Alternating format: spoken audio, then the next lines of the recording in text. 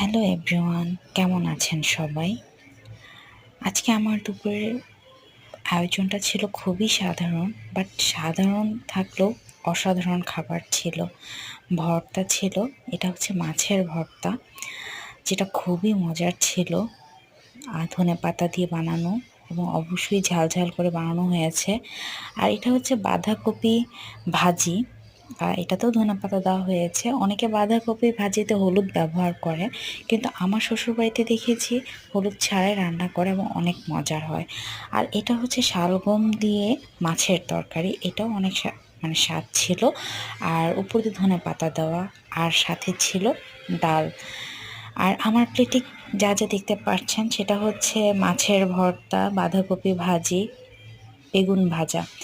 আসলে আজকে আমি খাবারগুলো দেখে মানে এতটাই ছিলাম, মানে খুশি হয়েছিলাম, আমি ভিডিও করতে ভুলে গিয়েছিলাম।